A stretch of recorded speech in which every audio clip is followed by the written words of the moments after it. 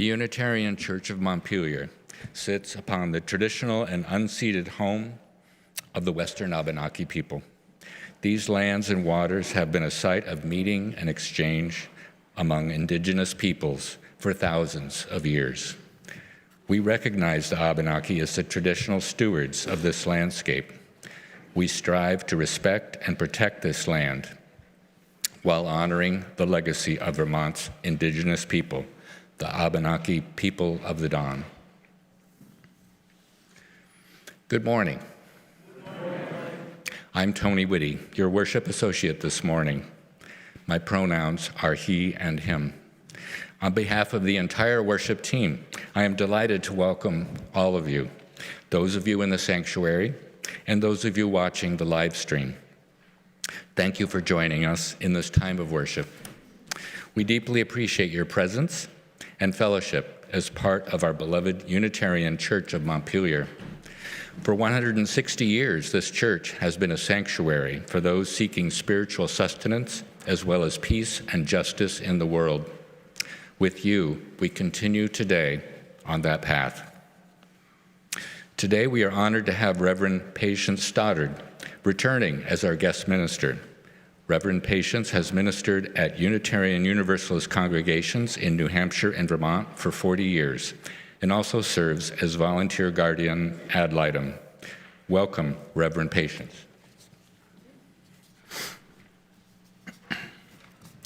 It's always a pleasure to have newcomers and guests join us for worship. If this is your first or second time visiting and you wish to do so, you are invited to stand or wave your hand so we may offer you a special welcome.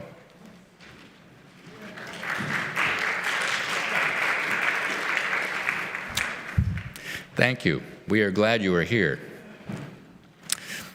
Any of you who are newcomers to our congregation are invited to fill out our welcome form available at the hospitality table in the vestry during coffee hour, so we may connect with you and welcome you more fully.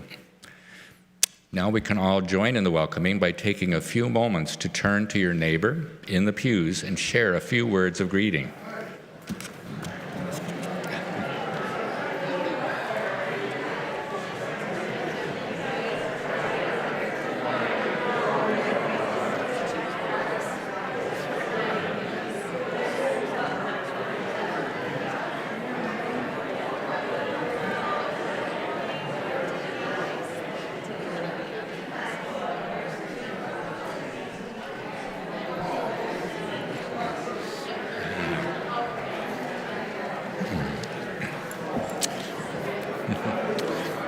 Thank you for sharing these warm greetings.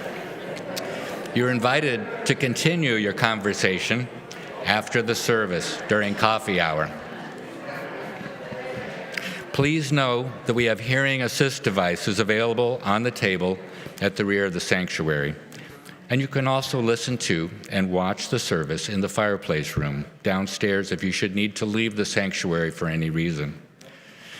A member of our lay pastoral care ministry team is available in the sanctuary after the service if you have a personal concern and would like to share more deeply. This morning, our lay pastoral caregiver is Denise Bailey.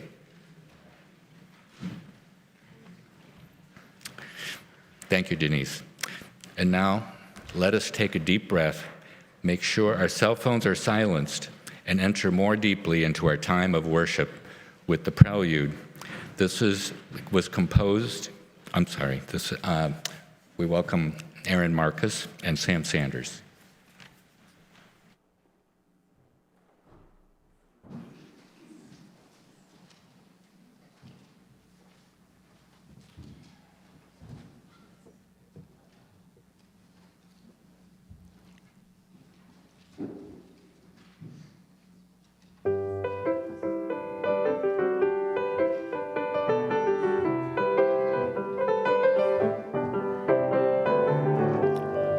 My father knew everything when I was 6 years old.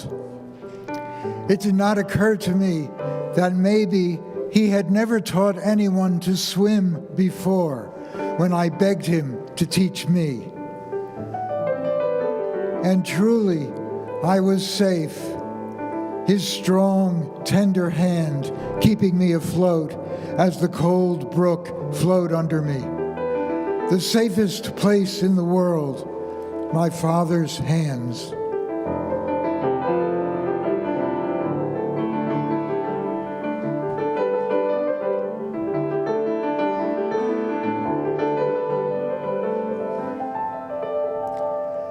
Later that summer, we were fishing on the pier, a string dangling in the lake, a worm on the hook. Feel that? A fish! And I fell into the water. My father dived in his shirt and trousers to save me. I had swum to shore before he reached me. I could take care of myself. He had taught me well.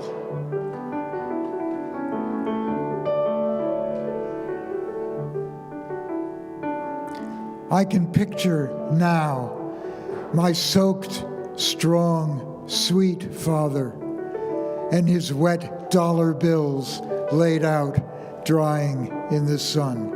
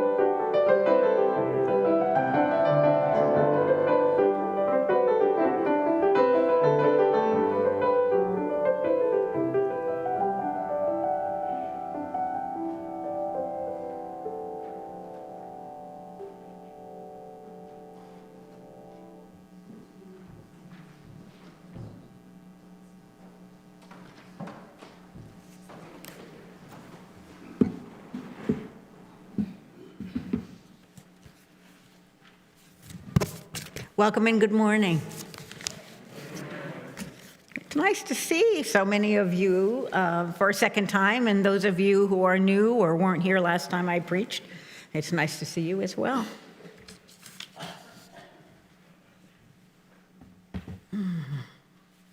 That was a lovely prelude, by the way. The opening words today are a Thanksgiving prayer by Diane Butler Bass, from a version adapted by Reverend Shelley, who was the minister for a couple of years in Anchorage, Alaska.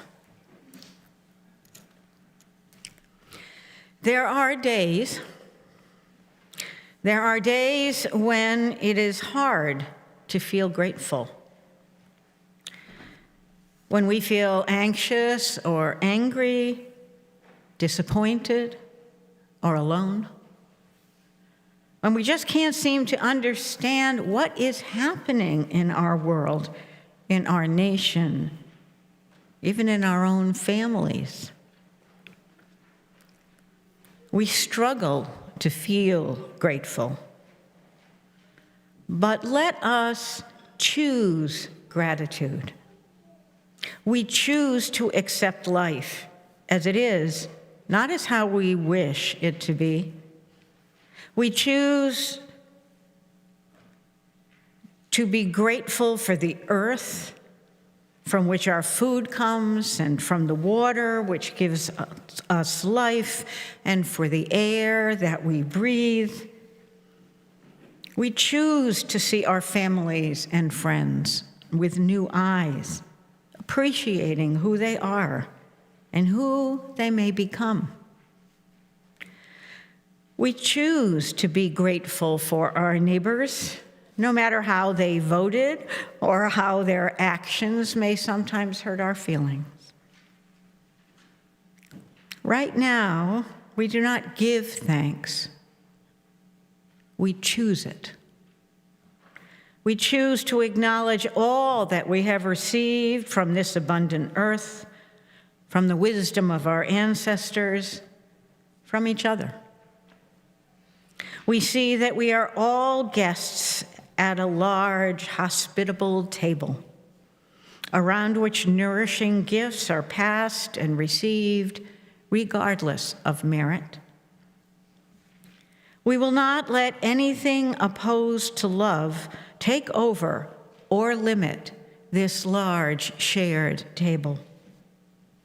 Together we pledge to give thanks and to pass this gratitude around the table of this community, around the table of this nation, around the table of the earth.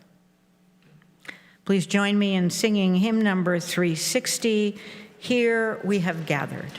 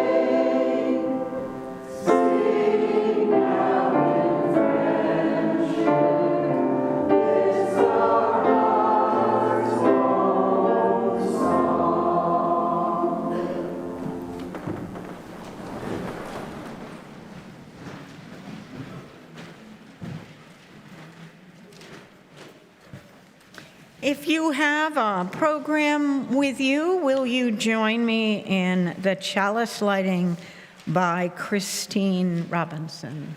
Do we have our chalice lighter today? Yeah, today we invite Steve August to light the chalice. So let us now light the chalice, symbol of our Unitarian Universalist faith. Welcome, Steve.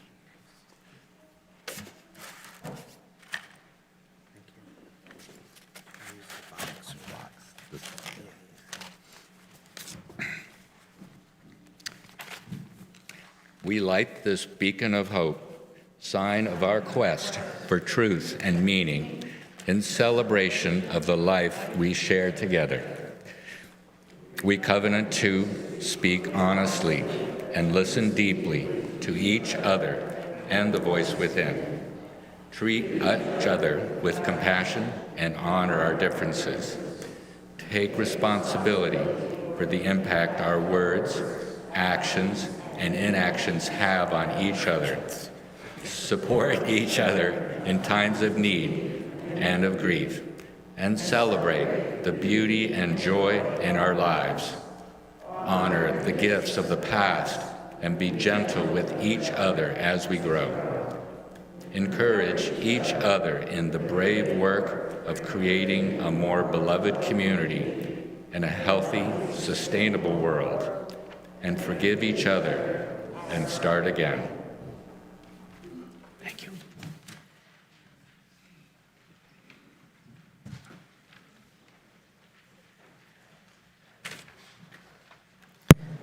Good morning. Today, during spiritual exploration time, we'll be having a one-room activity, which means everyone will be in the children's chapel together. First, we'll be creating love maps. These are like road maps, but instead of being filled with streets, they are filled with the people who love and care for us. Adults, you may want to check these out during coffee hour today. We will serve pretzels as a snack, and we are delighted to welcome new children and families to participate in our program. If you have not already filled out a registration form, please come with you or with your child to fill that out before they participate.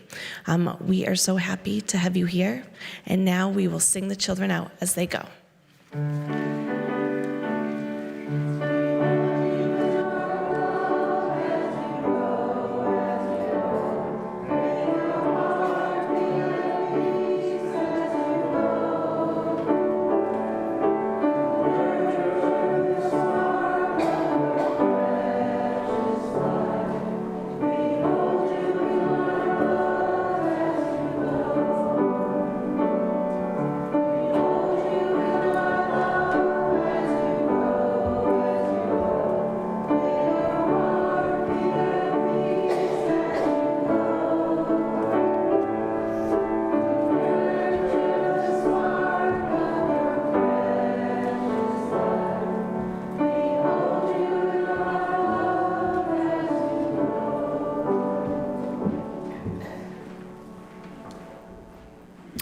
It is a joy to be part of such an engaged community.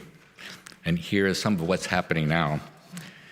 The 2024 UCM Holiday Fair is next Friday and Saturday. Bring your items to donate before next Friday at noon. Today is our Thanksgiving potluck leftover potluck in the vestry after the service. Whether you brought food to share or not, you are welcome to join in. There is a lot more going on in our community, so please consult the weekly e-news, which is carefully updated each week for its Friday morning publication.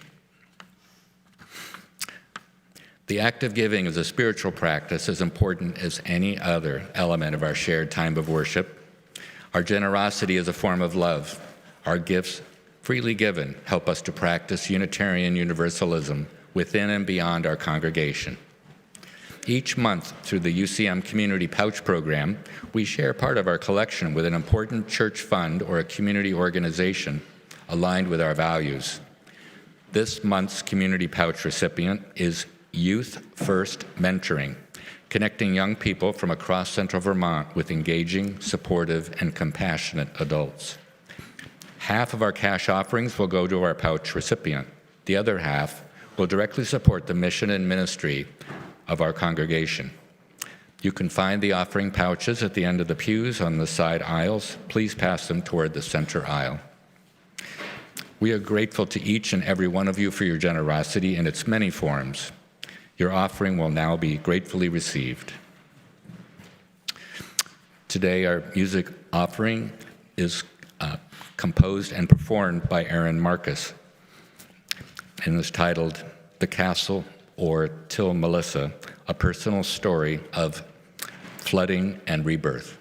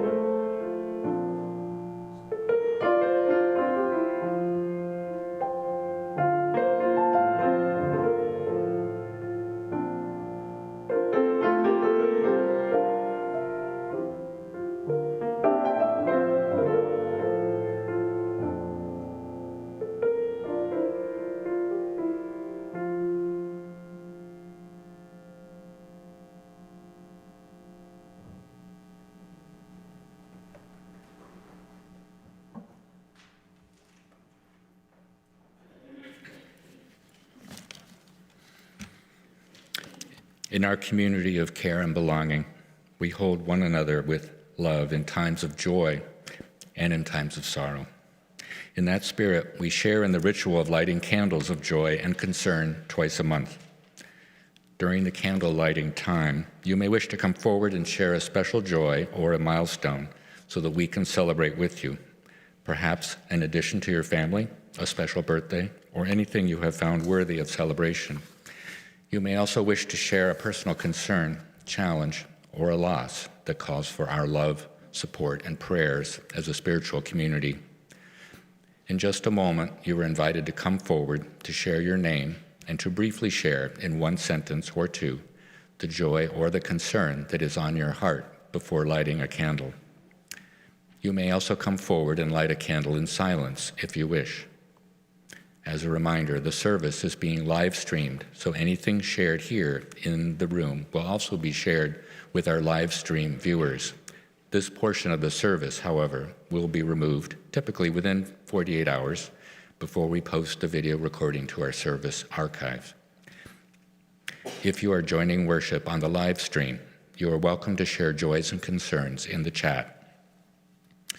Now, all who are moved to light candles for your personal joys and sorrows are invited to come forward and form a line on the left side of the sanctuary. Let's spend a moment in shared prayer. Will be followed by a silence and the ringing of the bell.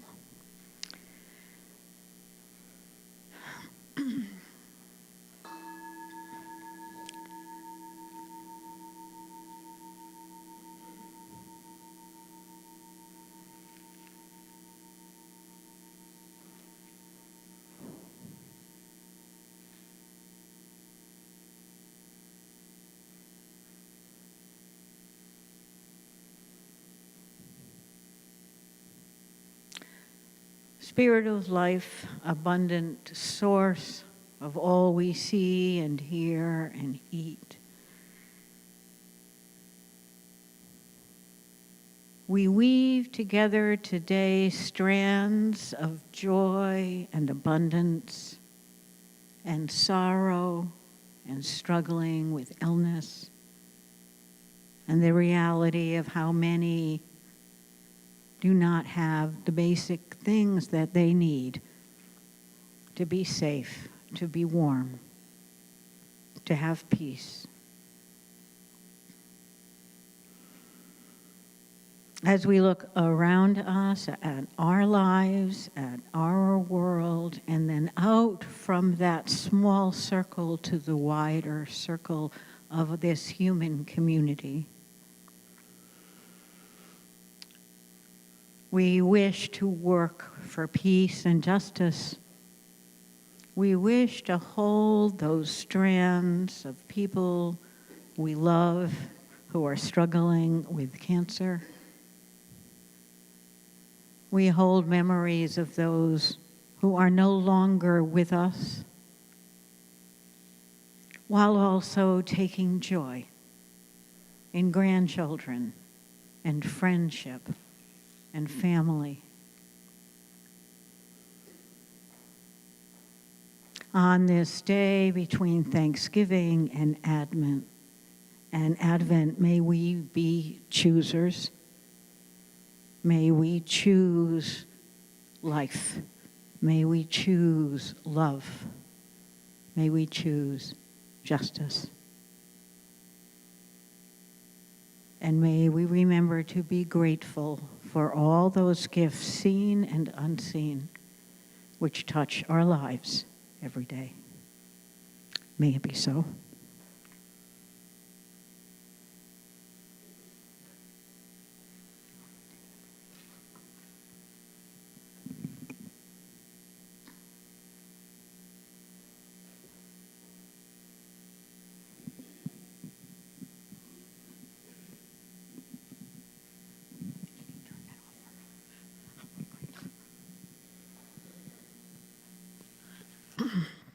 We'll now sing together Spirit of Life as a sung response to all our joys and sorrows, spoken and unspoken.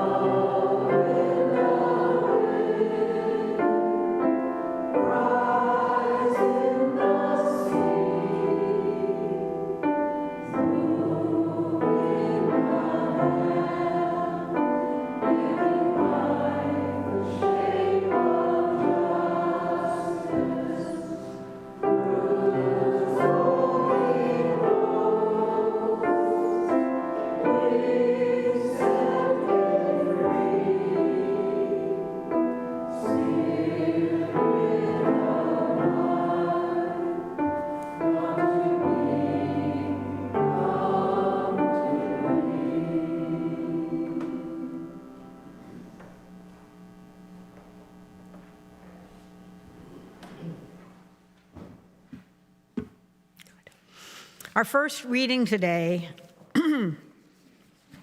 is by the minister Walter LaFleur from I don't know how many years ago, but a long time ago.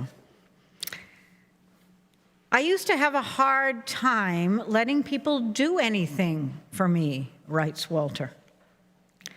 I'd work on my own house, repair my own car. I'll admit in years gone by, that was largely because I couldn't afford to pay anybody to do it for me. But the issue is really bigger than that. I had a hard time letting people give me anything. I would demur. I would say, oh, no. Oh, you don't need to. Thanks, but no thanks. Does that sound familiar to any of you, perhaps? I don't do that much anymore. While I'm not prepared to take just anything from just anyone, I have actually gotten much better at receiving, better even about asking. I learned an important lesson a number of years ago. I was humbled into learning how to receive. About a year after I first started attending my home church, I was diagnosed with prostate cancer. I don't know that I had even joined the church by then. I knew the people were friendly, and I knew some of them liked me, but I didn't really understand what it meant to be in community with those folks. After my surgery, all sorts of offers for meals and caretaking came in. My first reaction was to say, no, that's just not necessary. We'll be fine, don't worry. It was rather like stopping a train. Folks just kept insisting on helping. And so finally, I gave in. At first, I was just being polite. It was the easiest route, and the food was really good. Then came a call from the wife of our minister emeritus, saying they had been cooking and wanted to drop off some food. Don, at the age of 81, living on the fumes of his retirement money, drove into the driveway. I wanted to meet him at his car, but he waved me off. I watched this small, frail man get his walker out of the car, and then he turned back to get a basket of food. I watched this determined man clamber up the front steps to bring us a meal. His effort and determination brought tears to my eyes. Don Kafka taught me the importance of receiving that day. Don was born in Czechoslovakia and went to Norbert Čapek's church in Prague. Those of you who've been hanging out with other Unitarians for a while will know that Norbert Čapek was the originator of the tradition of the flower communion. He also took a very strong stand against Nazism and paid the ultimate price. During the Nazi occupation, Don was in a forced labor camp in Germany. I don't know if it had anything to do with why giving seemed so important to him, but I do know that what I received that day was infinitely more important than the food that fed us. I want to pass on to others the lesson Don taught me. There is something powerful in genuine giving, and there is something powerful in truly receiving. Genuine giving calls for genuine receiving, and genuine receiving requires a willingness to be humble. To truly receive means we place a greater focus on the other than the self. I think we need more receiving and more humility in both our personal and congregational lives. Receiving is a critical part of the natural flow of give and take. Receiving is a necessary component in manifesting our covenantal belief in being in right relationship with one another and with the world. Receiving is a gift. It is a gift we can give to ourselves and to each other. There is no way of knowing when such a gift will be received, and no way to know where it will come from. Years ago, I expected only a basket of food from Don Kafka. I got a life lesson instead. Now, I don't know if you ever do this in this congregation because I'm a visitor and still a bit of a stranger. But what I would like to do for the next 3 or 4 minutes, and I'm actually have my phone here praying it won't ring. I think I've got it turned off.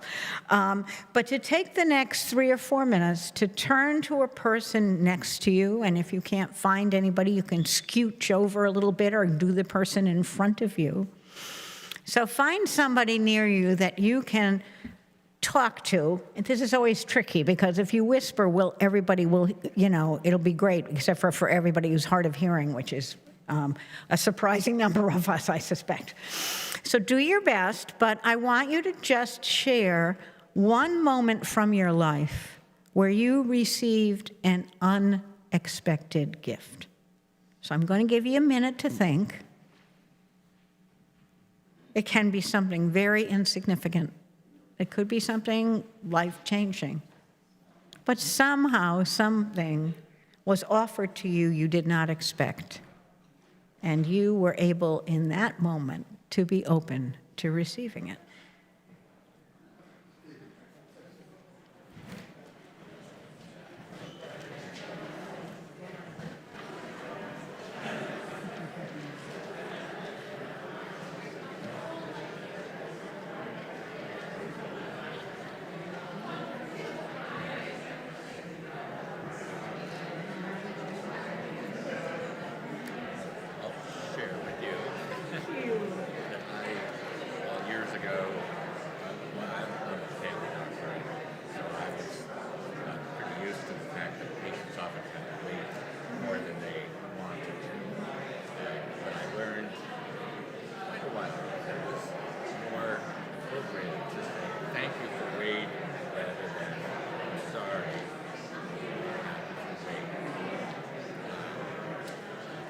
One thing, because I'm sorry didn't feel because often there were things out of my control.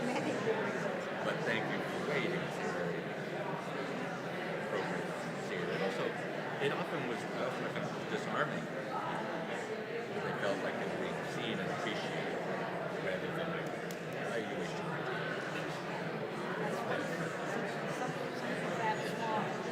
I wasn't very much. And I found that over a long period of time. And the generosity I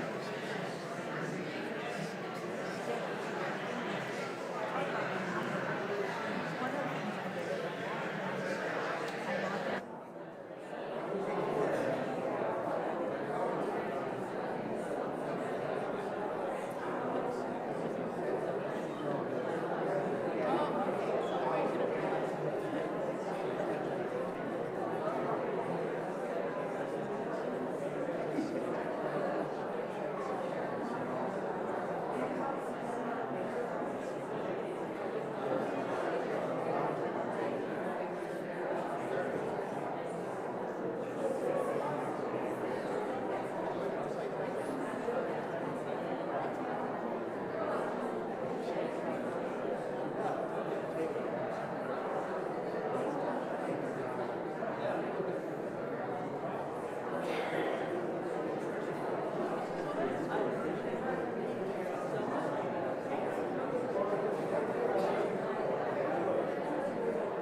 This is your 1-minute warning, okay?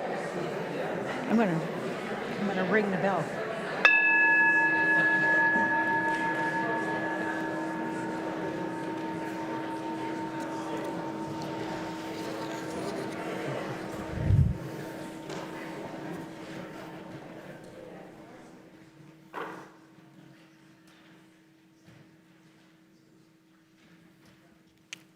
Well, I'm glad that did not fall on closed ears.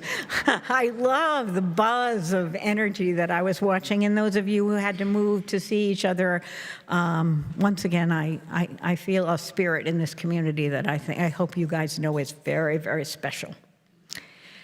So I did discover that I wasn't going to do a children's story today, but I actually crafted my whole service around this story. And then I remembered that we were all children once upon a time, and that this story really isn't just for children. It's called The Christmas Doll, and I guess I found it in 1996 by a woman named Pat Sullivan, and that's all I know. But here comes the story. The doll had been once beautiful, with golden curls and big blue eyes that opened and closed, and a rosebud of a mouth. But now she was old, and her clothes were torn and ragged. The curl was gone from her hair, and it was patchy and bald in spots. Her eyes wouldn't open anymore, and the sawdust was beginning to come out of a torn spot in her leg. Mama told me that if I was good, Santa would bring me a new doll for Christmas. So relieved, I said goodbye to Annabelle and tossed her out on the trash pile behind our house. It was December 1934. That was a very bad year for many families. No jobs, no money.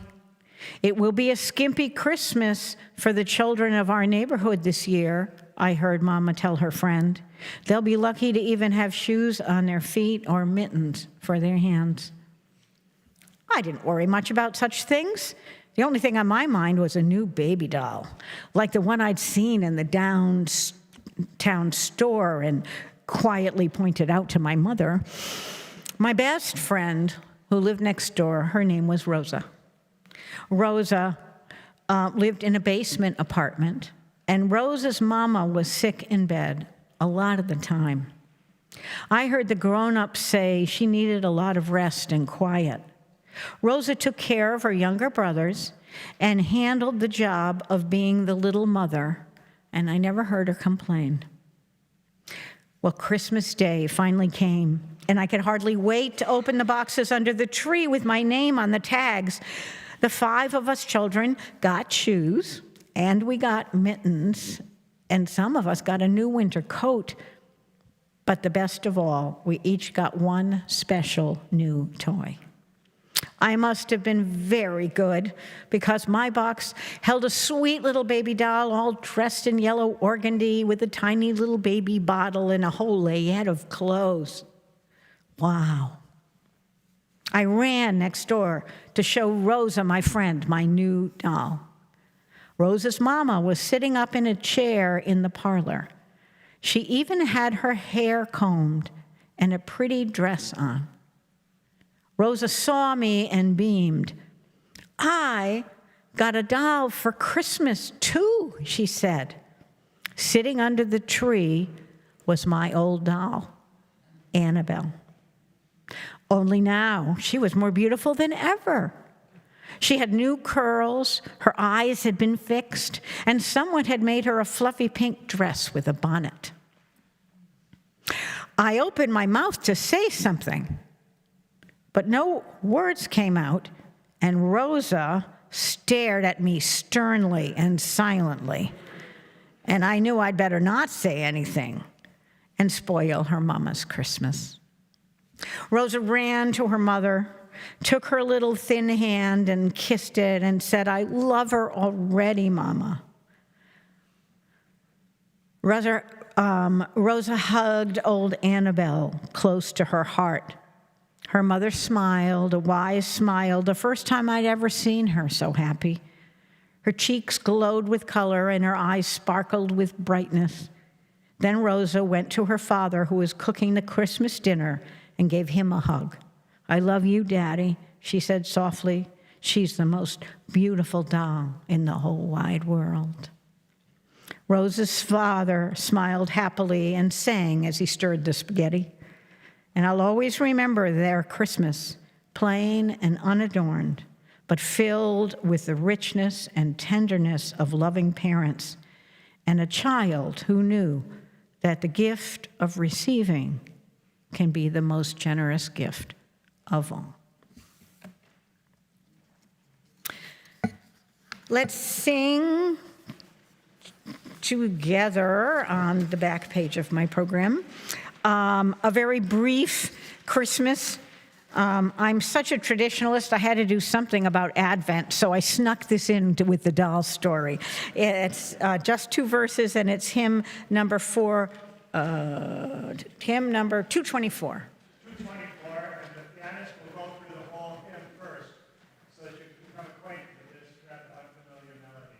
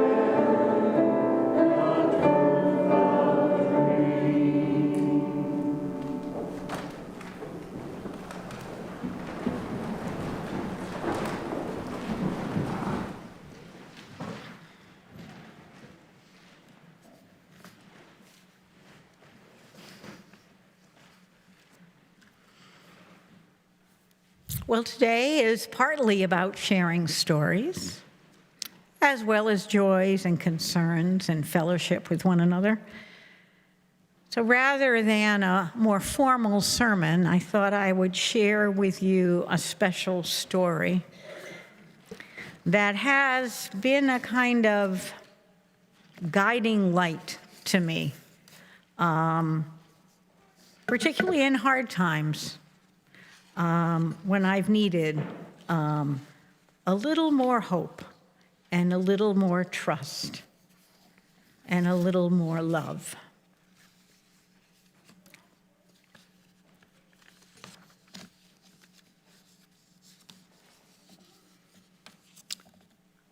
I spent 4.5 very special and uniquely inspiring and occasionally troubling years as the director of pastoral care at the State Psychiatric Hospital in Concord, New Hampshire.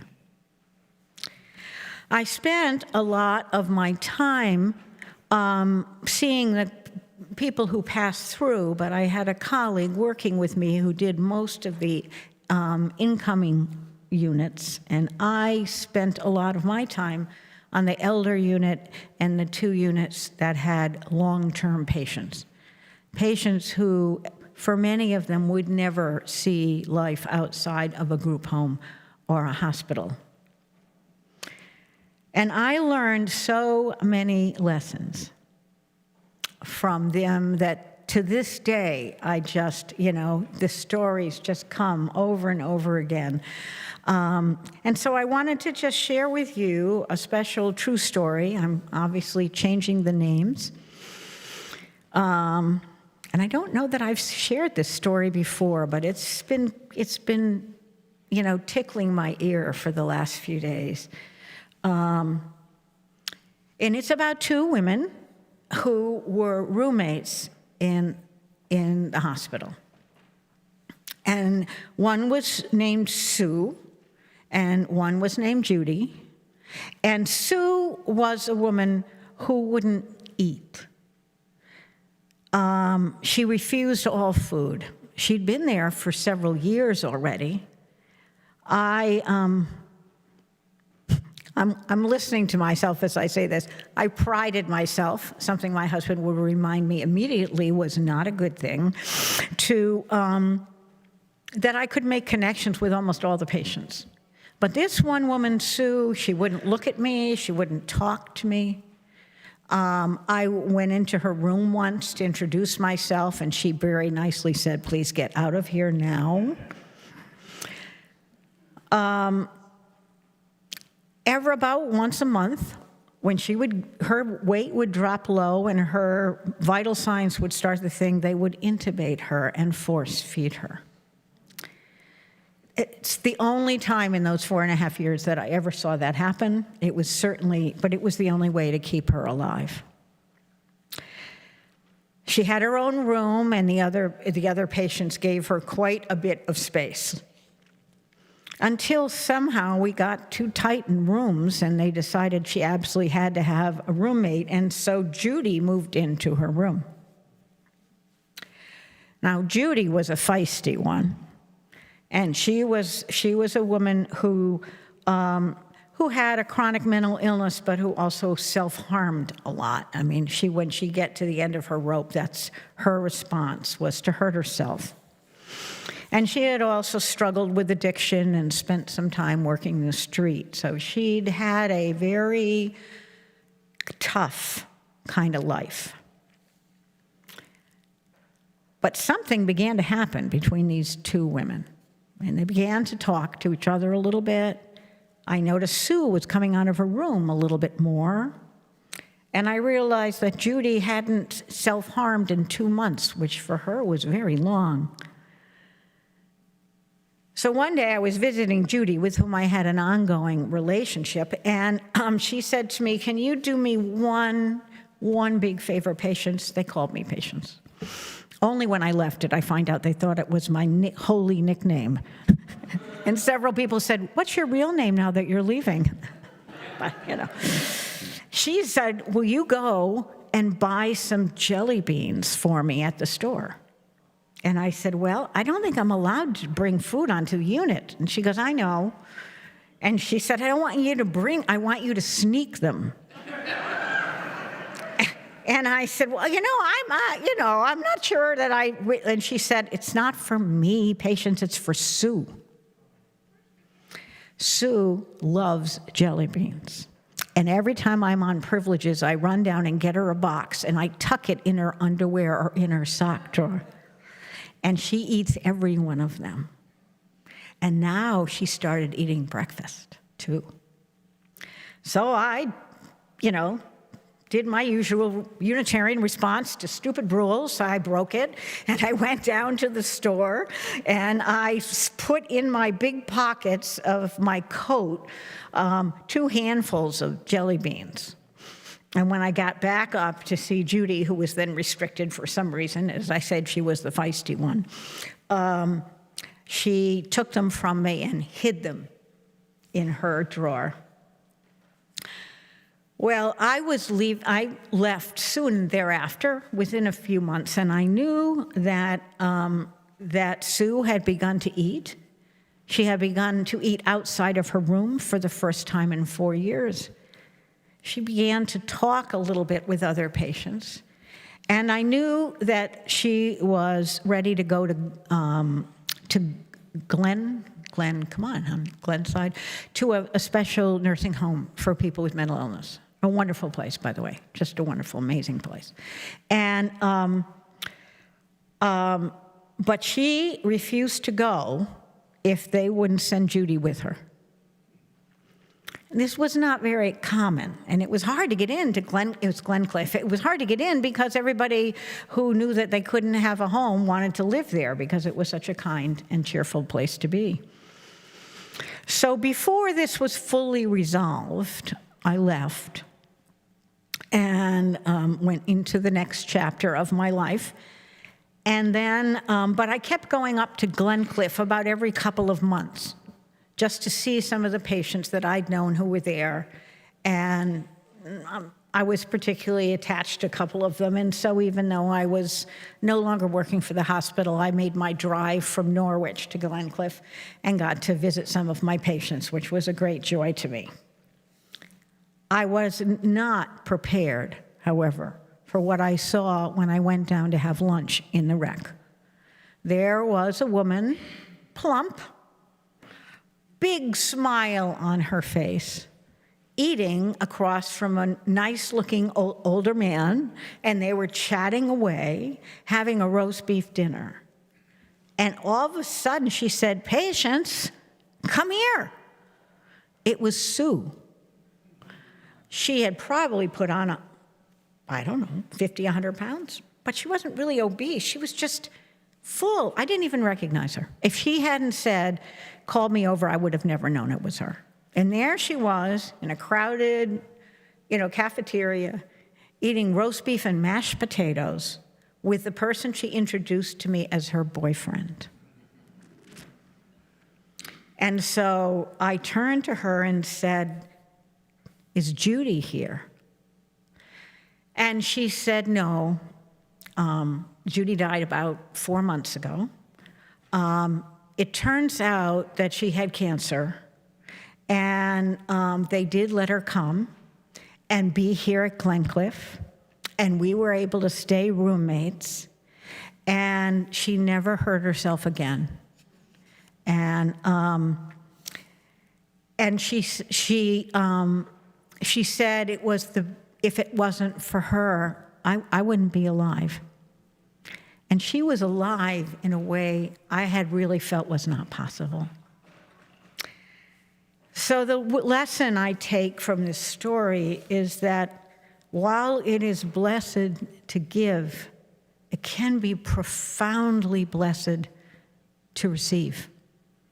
And from her relationship with Judy, she, for the first time in most of her life, learned how to receive. And as soon as that became a part of her life, she too became a giver. And these two women, in many ways, saved each other through the gift of receiving. So I'd like to close our service today by singing "To You I Give, From You I Receive." From you I receive, to you I give. It is 402 in your hymnal. We're going to sing it. What did we decide? We're going to sing it 2 or 3 times through? 3 times. Let's sing it 3 times through, and the third time you can turn around and look at the people around you and sing it to somebody else, okay? All right.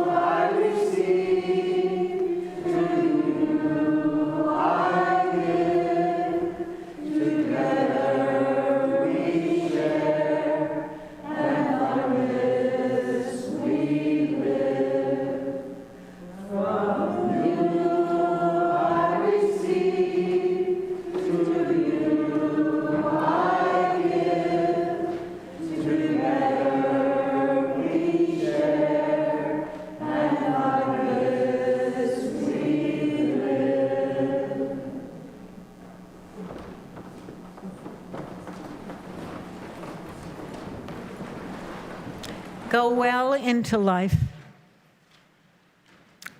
And when you can, choose to receive. Blessed be.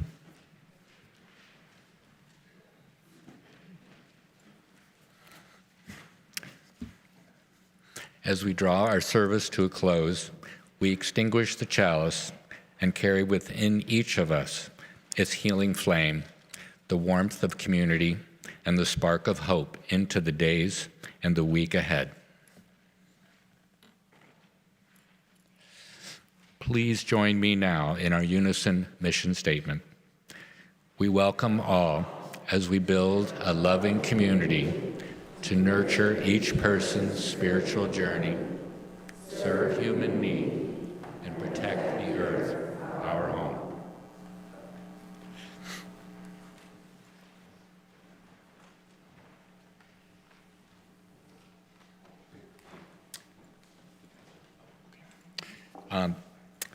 We'll now enjoy a postlude composed and performed by Aaron Marcus. Aaron describes this as music of community and resistance, honoring a nonviolent protest by a friend of Aaron's who anchored their small lobster boat to prevent a coal tanker from docking and unloading at a power plant in Massachusetts, helping ignite a movement that contributed to the closing of that plant in 2017.